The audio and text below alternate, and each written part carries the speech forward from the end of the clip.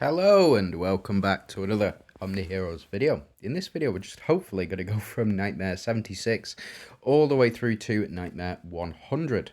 If we do get to 100 and we can't win, then typically what I will try to do is I will create a separate video for that. So if we do come up against some struggles, then we will stop.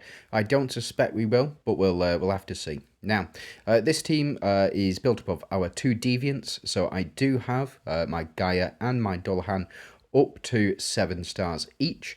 I have Karnak up to 7 stars as well. Very fortunate on that we were able to complete the previous Abyss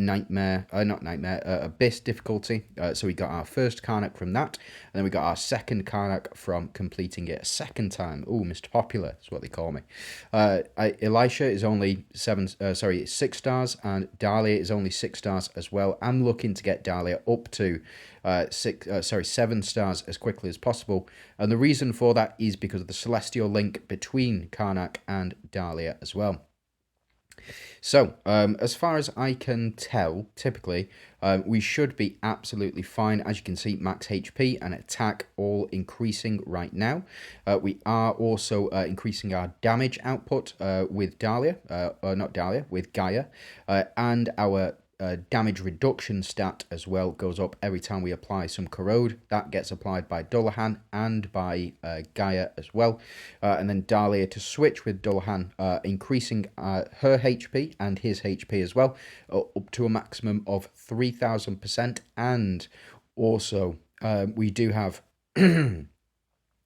Dahlia increasing attack up to 1500% for both our frontline units. So doing a fair amount of damage on these secondary attacks. Also getting our crits in there, very important for healing and increasing attack and HP. Dahlia again switching, copying buffs, doing what she needs to do. Unfortunately, no Karnak exclusive runes. I may consider getting those exclusive runes first, and that's because of the execute function that Karnak does provide. But again, we'll just have to see. I think that the best DD runes to go for, or legendary runes to go for, would probably be Eudora's. If you can get Eudora up to 8 stars, I will be attempting to do so, I think, because I've been able to save up enough of those oath scrolls in order to get her up. So we can go ahead and we won't let Macaria suffer there. It's a very good unit, Macaria, by the way. So we'll jump into auto battle. We'll just see how far this takes us. I suspect this will take us to stage 85. Once we get to stage 85, we're going to need to change Dullahan out for Ozzy, just for that one specific battle. And again, the reason for that is primarily because Ozzy removes the bind function. Bind function very, very strong, and in fact, when I got up to Nightmare 85 with my my pay to win account, that one was very, very difficult until I switched out one of my units for a bind remover. Typically you'll see Ozzy, you'll see Lee do that, the panda, you'll see Ophelia do that if you do have a copy of Ophelia. Who else? Victoria and what's he called? Hades, that's the one. Can't believe I forgot his name then. But yeah, so we will hopefully get up to 85 here. This shouldn't be too much of an issue, no. And then what we'll do is we are going to watch 85 and just see if we have countered it. So we have countered it. I did forget. Karnak does counter the bind effect from Solomon. You can also counter this bind effect by having 15 or more stacks of debuff on the enemy. The way that you would go ahead and do that is with Mystifiers. Mystifiers are easily the ones that apply the, again, Mr. Popular, they are the ones that apply the debuff the most. If you have them leveled up in your Sage's Tome through the guild, all of those guild points, if you have them leveled up, then they will also, whenever a stack of corrode is applied, they will also apply a stack of attack reduction as well. So getting as many of those attack reductions in as possible, very, very strong. Now, fortunately, we do get Karnak to proc here, but unfortunately, we did lose Dahlia because this Ellie is very, very strong. We are getting our crits in here, though, fortunately, and we are moving a bit faster than our enemies as well. Big misses there, I think. So we do get to apply these corrode stacks as well. And every time we apply one of those corrode stacks, we do get an increase to our damage reduction and also our damage factor. We also start to stack using our using Dahlia, not Dahlia, using Elisha. We get our HP up and we get our attack up. Again, unfortunately, Dahlia has gone down. So we don't get the switch mechanic between her and Dullahan, but I think we should be okay. We do get this bind, it is what it is. Karnak will remove this bind effect. Sorry, I'm playing Magic later, and it's the season finale for our tournament, so my friends are all very excited about what's going on. But we'll see. We'll see if I can crush them tonight at Magic, or maybe not. It depends on the draw. So, as you can see, we're starting to do more and more damage to these guys now, but we are being slowed down quite a bit with the loss of Dahlia and also with that bind function as well. So the bind function does remove the majority of our units because Karnak is the slowest on our team. We don't actually get that full turn cycle, unfortunately. So as you can see here, all of this bind will apply. You'll see bind, bind, bind, and then Karnak will attack. Again, having those exclusive runes for Karnak is very, very tempting because we would have finished off Sal there. But again, we'll just have to see. We are also building up our energy up here. So the next dodge that we get on our or for our team, we will, in fact. I know what I need to do. I need to change this relic out right here and give us our double ultimates back. I think that was what was propelling us forward a little bit. But as you can see, we got our dodge in there. And then Dullahan did his ultimate attack. Very, very strong. So let's go ahead and take you out. We don't need you anymore. And in fact, we'll pop Splash Axe in. We'll just see how much of a difference this makes. Splash Axe is very, very good. It's a very strong effect. And the reason for that is primarily because we want to double the damage output that we get. We get a 50% chance to do so. Because I've got my axe up to 3 stars, we also get an additional 50% attack for our team as well. So there's that Splash Axe kicking in. It didn't look like it did altogether too much there, but it did remove those holy shields, those pesky, pesky holy shields right at the start. And as you can see, because of our deviant synergy between Gaia and between Dullahan, we do start out the battle with holy shield. That means that we can stop this reflect damage that's going through. It is a real pain, like you'll see in a second. Hopefully we'll not... Dahlia, keep letting me down. Keep letting me down. I think she definitely needs a higher star level. But as you can see, lots of attack down on the enemy, which is going to really help power us through and allow us to attack past this reflect rate that they've got going on. And we're also increasing our attack and HP on every crit and also healing ourselves on every crit as well. We do get a miss here, which allows Dullahan to apply the ultimate damage there. And again, as you can see, because we've started to build up now, we're just not taking any damage from these guys, or not very much at all. I think Ayushta is currently the strongest enemy on the team, or on the enemy team, which is why she was able to take out Dahlia so quickly. And again, it's primarily because of the we weren't able to build up quick enough with her. Unfortunately, we weren't able to get that switch in because Ayushta does have the quickest speed, or one of the quickest speeds in the game.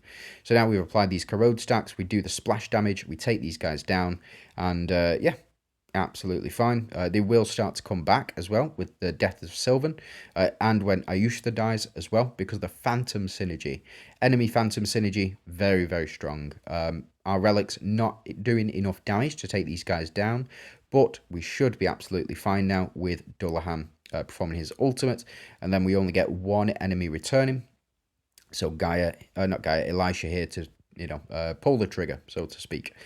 Gaia to do the most, of course, and then let's power through for the next 15 of these.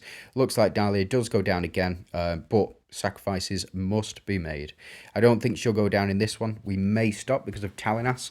Talinas, in case you are struggling with her, she does apply stun if she does perform her ultimate on round 2.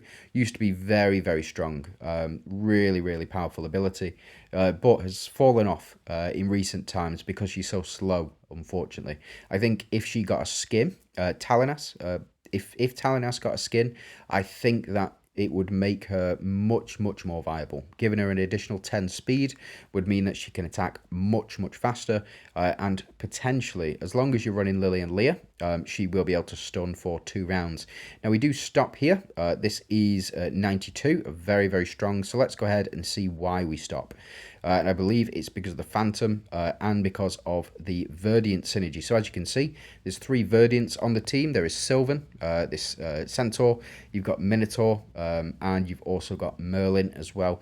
They will do multiple attacks right at the start, but that is a really good start for us. Getting those crits in right at the start of battle is really, really good for us. And the reason for that is because we start to build up right away. Hopefully, Dahlia is going to switch with Dullahan here. That would be quite nice. Yep, so we do get the switch. Unfortunately, Holy Shield does go down, but we should be absolutely fine. Dullahan's still not attacked yet, don't believe. Oof, a lot of dodges there, and yeah, Dahlia does go down. So we do need a stronger frontline unit, I think, in order to pass through this stage. But again, we'll just have to see. Like I said, lots of Verdiant synergies triggering here. And the way to avoid that, again, is just Holy Shield. We do get max HP increases, we do get our healing back, and we also get our crits in. And as you can see, no crits this time from Elisha. Oh, that's a pain. No crits from Gaia either, which means we don't increase our HP. Fortunately, Karnak to do it a little bit, and also when Karnak hits, he also increases the crit rate of our team as well. Oof, that was a... Come on, we just need more crits, I think. We should be okay as long as we start to get some crits in. Yeah, so we got 1 crit in there from Elisha. That pumped us back up to full health. And as you can see, just the 1 crit doing the work here. I think we should be good to go after this. Karnak getting a lot of crits in, able to power through.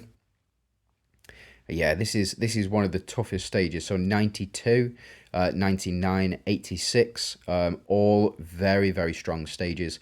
Again, it's the Phantom synergy that does it, but the Splash Axe is pulling us through here. Fortunately, been able to get that Splash Axe in. Got some big hits on Minotaur as well. Franz, unfortunately, does come back because when Minotaur died, we activated our Phantom synergy, or the enemy's Phantom synergy, which means that the enemies do go down, or when they go down, they bring back 1 other unit or 2 other units, depending on how many Phantoms are on the team. Fortunately, there was only 4 Phantoms on the enemy team here, so we have been able to round this out. 92, relatively easy, so long as you can build up. Again, this Deviant synergy doing the work, is putting the work in. Again, Dahlia in this front spot, she is not doing very well at all. So let's go ahead and take her out. Let's see if we can pop in Karnak in this front slot. And let's see whether or not that is any good to us. Now, I think the reason is partially because of this synergy right here. At the start of battle, max HP of all allies, increase the max HP of all allies. The increased amount is equal to 500% of the hero in position 1. I believe Karnak is the unit with the highest health, and that is why the rest of our team is able to survive, is because they do have that increase of 500% HP, whereas Dahlia did not. So she started out the battle with 500% less HP than everybody else. So we should start to see Dahlia do a lot more damage now. Hopefully anyway. Or not damage, but survive. Yeah, so as you can see, Karnak went down. That's the reason that Karnak is going down, because we haven't, or he didn't get that 500% damage. Now, 95 is a very tough one for a lot of people. As you can see, Gwyn is your key in this one. If you do have a copy of Gwyn, the best thing to do would be to run him in this slot 5.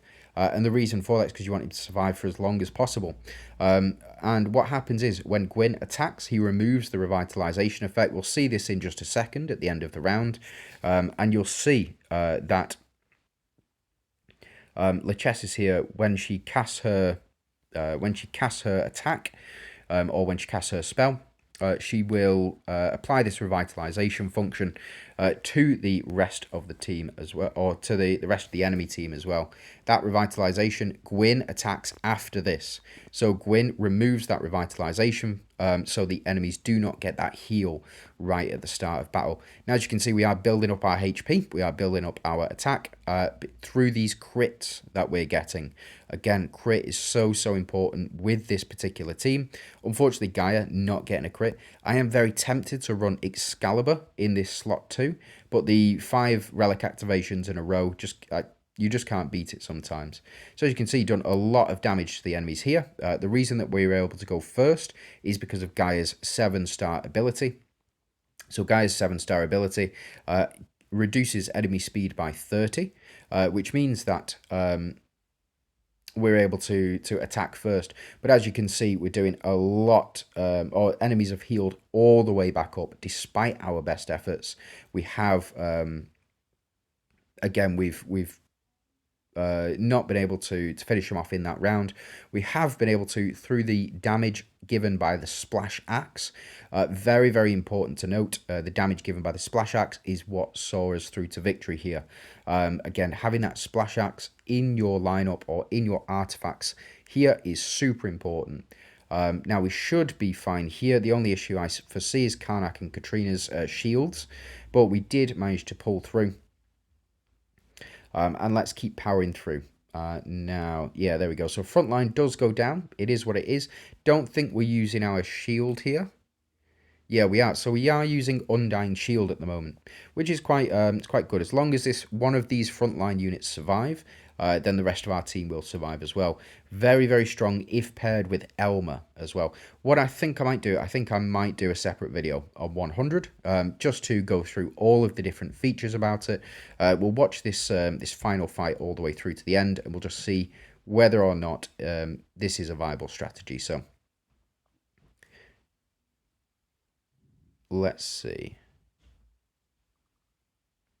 Think we're okay so far. Enemies have yet to do attacks, and again, the reason for that is because of Gaia. So Gaia's passive reduces their speed by 30 at the very start of the battle. So we are going to go first as long as Gaia is alive. Unfortunately, Karnak does go down. It does leave a bit of room for Dullahan to tank these attacks. Hopefully, we'll be able to dodge and tank enough. Again, we do have our dodge rune on, or our dodge artifact on, which should hopefully power through. No crits there from Dullahan, unfortunate. Do we get a crit here from Gaia? Not Gaia, Elisha.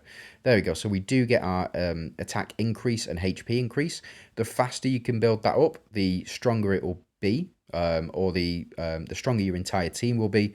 Dali here to perform her attack. Do we get any splash damage? Yes, we do. And that is what has caused our victory here.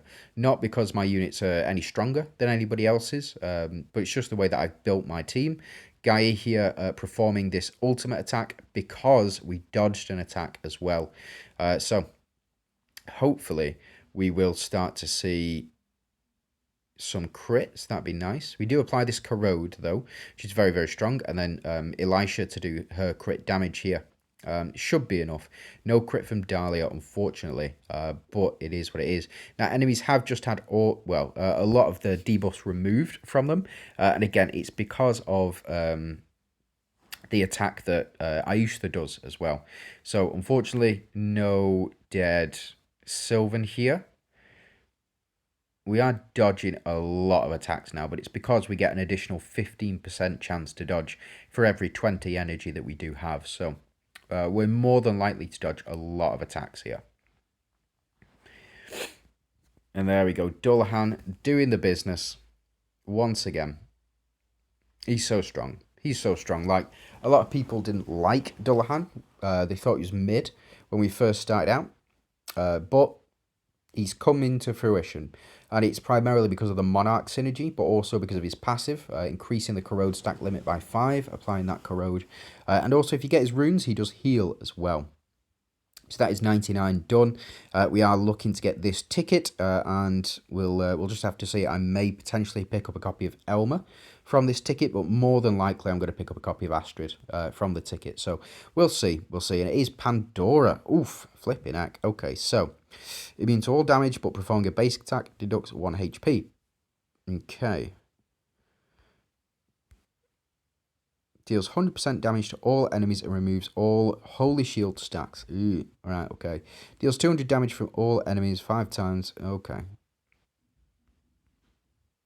We'll see. Right, I'll catch you in the next one. See you soon.